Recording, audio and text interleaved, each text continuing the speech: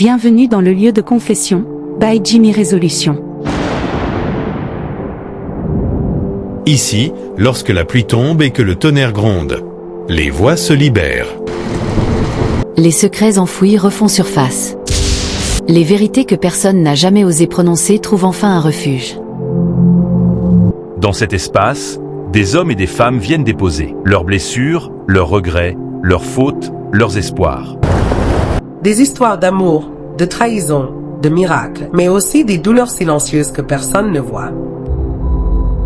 Ici, rien n'est inventé. Chaque mot est réel, chaque émotion est vraie, chaque confession est un morceau de vie livré en toute discrétion.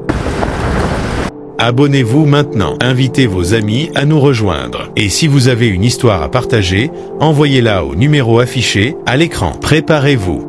Chaque jour, une nouvelle vérité se dévoile. Anonyme, je regrette d'avoir vendu ma femme.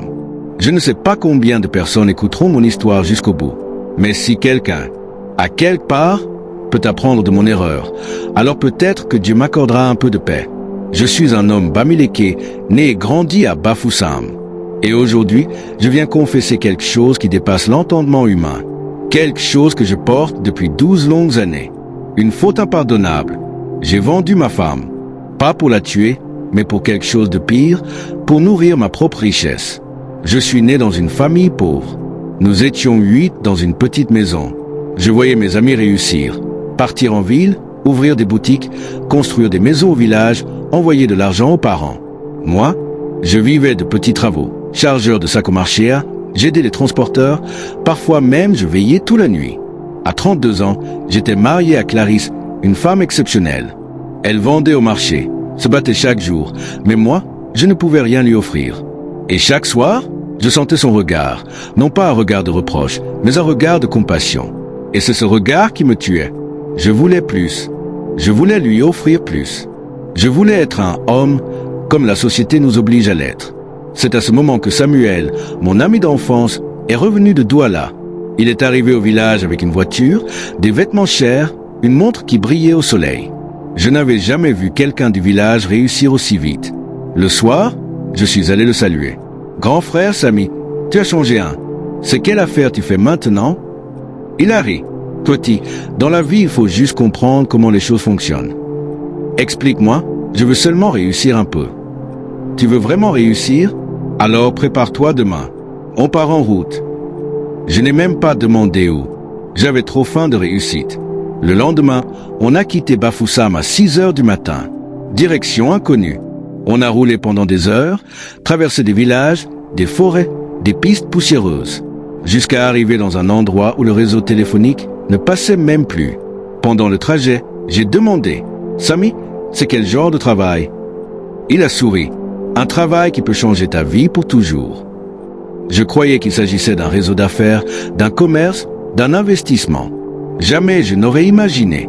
À la nuit tombée, nous sommes arrivés devant une grande maison ancienne, isolée, entourée de grands arbres. À l'intérieur, il faisait froid, malgré la chaleur du village. Une dizaine d'hommes étaient là, tous bien habillés, portant des montres et des bijoux chers. L'un d'eux m'a regardé comme on regarde un nouveau sacrifice. Je ne comprenais rien. On nous a fait asseoir. Une grande voix a demandé « Vous savez pourquoi vous êtes ici ?» Samuel a répondu « Oui. » Moi, j'ai dit « Non, je suis juste venu pour le travail. » Tout le monde a ri. Un rire qui me glace encore aujourd'hui. L'homme au centre a dit « Ici, rien n'est gratuit. Chaque richesse demande un échange. Un sacrifice. » J'ai commencé à trembler. J'ai murmuré à Samuel « C'est quoi cette affaire? C'est quoi ce sacrifice-là » Il a juste chuchoté. « Calme-toi, tu vas comprendre. » Alors l'homme a continué. « Tu veux l'argent? Tu veux la réussite? Tu veux te tenir au même niveau que les grands de ce pays? Alors donne quelque chose de précieux. » Ils ont commencé à lister. Une partie de sa vie. Un frère, un enfant, ou la femme. Quand j'ai entendu la femme, mon cœur a failli sortir de ma poitrine. Je ne peux pas, ai-je dit. L'homme au centre m'a regardé droit dans les yeux. Tu veux sortir de la pauvreté ou pas? Et Samuel, mon ami, celui en qui j'avais confiance, m'a dit, frère, c'est juste pour te renforcer. Elle ne va pas mourir. C'est juste une connexion. Après ça, tu vas réussir. J'étais prisonnier. On était en pleine forêt. Pas de réseau, pas de route pour entrer. Et au fond, j'étais épuisé par la pauvreté, épuisé d'être un homme inutile. Alors j'ai dit oui. Le oui, le plus dangereux de ma vie. Je ne vais pas tout décrire. Certaines choses ne doivent pas être racontées. Mais ce que je peux dire, c'est que j'ai senti mon âme sortir de mon corps. J'ai senti quelque chose se détacher de moi pour aller vers Clarisse, comme une corde invisible.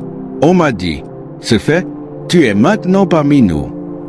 2 semaines plus tard, mon premier marché a miraculeusement réussi, puis un deuxième, puis un troisième. L'argent coulait comme l'eau. Je suis devenu patron. J'ai acheté voiture, maison. J'ai pris 2 autres femmes. Mais au même moment, Clarisse commençait à tomber malade. Elle perdait du poids. Elle avait des cauchemars. Parfois, elle se réveillait en criant mon nom comme si quelqu'un l'appelait dans l'invisible. Je savais que j'étais responsable, mais j'étais piégé. Chaque fois que je voulais la libérer, je sentais une force m'empêcher. Un jour, Clarisse s'est approchée de moi. « Chérie, dis-moi la vérité. Tu es entré dans quoi ?» J'ai nié, mais son regard m'a brûlé.